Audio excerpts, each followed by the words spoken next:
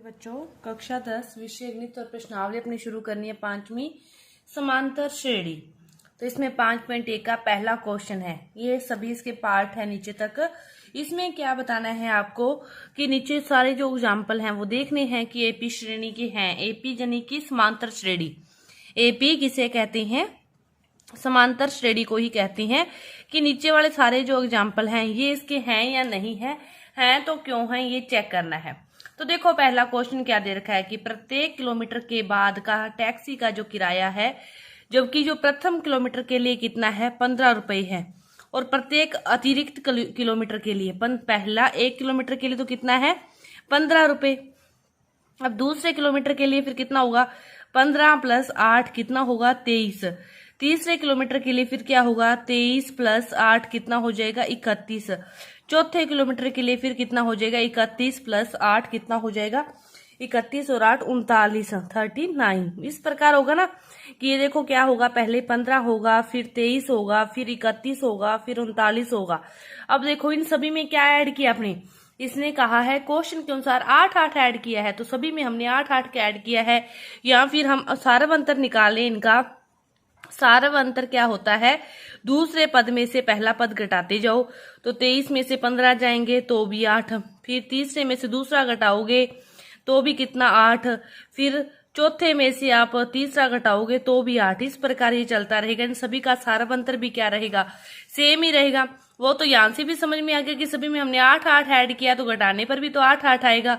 तो ये श्रेणी क्या है, समांतर श्रेणी है, क्योंकि इनका सारव अंतर क्या है, समान है। इनका सारव अंतर क्या है, समान है, इसलिए ये क्या है, समांतर श्रेणी है। इसके बाद देखो दूसरा क्वेश्चन, किसी बेलन में उपस्थित हवा की मात्रा जबकि वायु निकलने वाला पंप प्रत्येक बार बेलन की शेष हवा का 1/4 बार निकाल देता है। आप पहले क्या मान लो कि टोटल हवा कितनी है, x है। पहली बार उसने जो हवा निकाली, पहली बार x की कितनी निकाली 1/4। फिर अगली बार जब निकालेगा तो इसकी शेष हवा की कह रहे हैं ना 1/4, शेष ये बच रही है। अगली बार 1/4 ये तो बची हुई है, इसकी भी कितनी निकाल रहा है 1/4। इसी तरह ये प्रोसेस चलता रहेगा 1/4 डैश डैश। जितनी बार हवा निकालेगा उस हवा की क्या निकालता रहेगा 1/4 1/4 1/4, ये निकालता रहेगा। अब देखो अपने देखें अब इनका अंतर करके कि क्या ये समांतर श्रेणी है क्या नहीं। पहला क्या बचा x, दूसरा x/4, तीसरा x/16, फिर x/64, ऐसे ही चलता रहेगा। पहला सारव अंतर निकाले तो कैसे निकालेंगे, इसमें से इसको घटा के बड़े में से छोटे को घटा लो, चाहे छोटे में से बड़े, आपकी मर्जी है।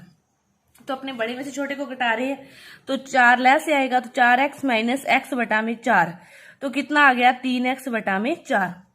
फिर इसमें से इसको घटाएं तो x/4 - x/16, इसका ले से कितना आ जाएगा 16 आ गया, तो 4x - x कितना आ गया 3x/16। अब आगे करने की जरूरत है अपने को,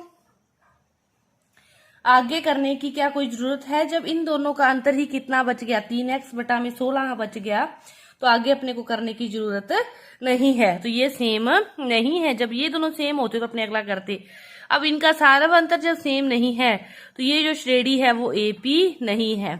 एपी श्रेणी कब होती, जब इनका सारव अंतर क्या होता, सेम होता। अब देखो तीसरा क्वेश्चन, प्रत्येक मीटर की खुदाई के बाद एक कुआं खोदने में आई लागत जबकि प्रथम मीटर खुदाई की लागत इतने रुपए है, और बाद में प्रत्येक मीटर की खुदाई 50 रुपए बढ़ रही है। अब देखो पहला जो मीटर खोदता है उसके तो रुपए लेता है वो 150, अगली बार खोदेगा तो 150 में वो कितना ऐड कर देगा 50, कितने हो गए 200। तीसरी बार फिर कितने हो जाएंगे 200 में भी 50 ऐड कर देगा तो 250। चौथे में भी फिर क्या हो जाएगा 250 में भी उसने 50 ऐड कर दिया तो कितने हो गए 300। अब देखो पहले है 150, फिर है 200, फिर है 250, फिर है 300, इस प्रकार चल रहा है।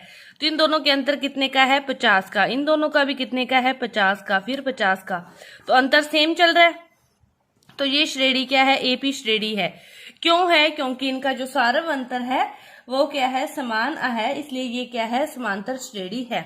अब देखो चौथा क्वेश्चन, चौथा क्वेश्चन क्या दे रखा है कि खाते में प्रत्येक वर्ष का मिश्र धन जबकि 10,000 की राशि 8% वार्षिक दर से चक्रवर्ती ब्याज पर जमा की गई है। पहले चक्रवर्ती ब्याज पर जमा कर गई है, तो एक वर्ष का आप मिश्र धन निकालो।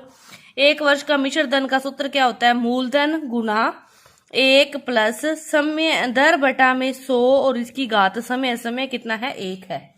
ठीक है, अब कितना हो गया? 10,000 गुना 108 बटा में 100, 2 जीरो से 2 जीरो कट गई, अपने पास हो गया ये एक वर्ष का जो मिश्र धन है वो अपने पास क्या आ गया? इतना आ गया। फिर दूसरे वर्ष का निकालना है, दूसरे वर्ष का क्या आएगा? इसके ऊपर आएगा, तो आप निकाल लेना सेम दूसरे वर्ष का। इसी प्रकार 1 प्लस 8 बटा में 100, अब 2 सालों का है तो 2 साल आ जाएगा। ठीक है, अब इसको हल करोगे तो अपने पास आ जाएगा इतना। फिर इस तीसरे का निकाल लोगे इसी प्रकार। तीनों आए अपने पास। पहले का कितना आया? 1,800। दूसरे का कितना आ गया? 12,597। फिर तीसरे का कितना आ जाएगा अपने पास? 15,869। इन दोनों का अंतर करो, इन दोनों का अंतर करो, इन दोनों का और इन दोनों का अंतर करते हो तो वो समान नहीं आएगा, क्योंकि 12,000 में से 10,000 जाएंगे तो यहाँ पे तो बचेगा आपके पास। इन दोनों का अंतर करोगे तो 1797 और इन दोनों का अंतर करोगे तो अपने पास 3,272। तो ये दोनों सेम नहीं है, तो ये श्रेणी भी क्या होगी? एपी श्रेणी नहीं होगी। ये वाली जो श्रेणी है ये एपी श्रेणी नहीं होगी।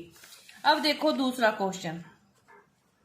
एपी के प्रथम 4 पद लिखने हैं। जब प्रथम पद और सारवंतर दे रखा है तो कोई भी दिक्कत नहीं है। प्रथम पद दे रखा है, ठीक है, पहला पद ये होता है, दूसरा पद a प्लस डी, तीसरा पद a प्लस 2d, फिर a प्लस 3d। 4 पद लिखनी है, 4 पद हो गए, इस प्रकार लिख दोगे आप। ठीक है, या फिर इसके अंदर दूसरे में d जोड़ देना, तीसरे में या पहले में d जोड़ा, दूसरे में d जोड़ा, तीसरे में d जोड़ा, चौथा, इस प्रकार भी आ जाएंगे। पहला पद क्या है? 10, और a प्लस डी किया 10 और 2 20, a प्लस 2d किया 10 और 2 को से गुणा किया 20 और 10 30, 3d किया तो ये हो गया 30 और 10 कितना हो गया? 40। ये आपका पहला क्वेश्चन है। इसी प्रकार यहाँ पे दूसरा करोगे तो वही a plus D, a plus 2d और a प्लस 3d। पहला पद क्या है? -2। दूसरा पद -2 में 0 को ऐड करोगे तो जब d 0 है तो कितनी बार ही ऐड कर लो, चाहे 2 से गुणा करके ऐड कर लो, चाहे 3 से गुणा करके ऐड कर लो, कोई फर्क पड़ेगा क्या? नहीं पड़ता। तो हमेशा ही ये कितना रहेगा? -2 ही रहेगा। तीसरा क्वेश्चन देखो, a 4, a प्लस डी, 4 में से 3 जाएंगे तो कितना बचेगा? 1। फिर a प्लस 2d, 2 से गुणा करोगे तो 2 3 6, माइनस के 6, 4 में से माइनस के 6 जाएंगे तो कितना बचेगा? -2। फिर 3d, 3 3 9, 4 में से माइनस के 9 जाएंगे तो कितना बचेगा? -5 बचेगा। इसी प्रकार आपने इसको हल करना है। a plus D, a plus 2d और a प्लस 3d। अब देखो a तो क्या है? -1, -1 प्लस 1 बटा में 2, -1 प्लस 2 गुना 1 बटा में 2, फिर -1 प्लस 3 गुना 1 बटा में 2। अब देखो ये 2 से तो 2 कट गया और 1 में से 1 गया, ये तो बच गई अपने पास 0। ये है -1 का 1। अब पूरे में से आधा जाता है तो आधा बचता है, लेकिन बड़ी संख्या का चिन्ह आता है। बड़ी संख्या माइनस की है तो क्या आ गया? माइनस का 1 बटा 2 आ जाएगा, और यहाँ पे अपने पास आ जाएगा प्लस का 1 बटा में 2। यह आपका है क्वेश्चन नंबर दूसरा। इस प्रकार की पहला पद होता है a plus D, a plus 2d, a plus 3d कि जो भी पद, यदि 5वां पद ज्ञात करना है तो अपने को a प्लस n-1d सूत्र होता है। इसकी जगह 5 में से 1 गया तो a प्लस 4d आएगा।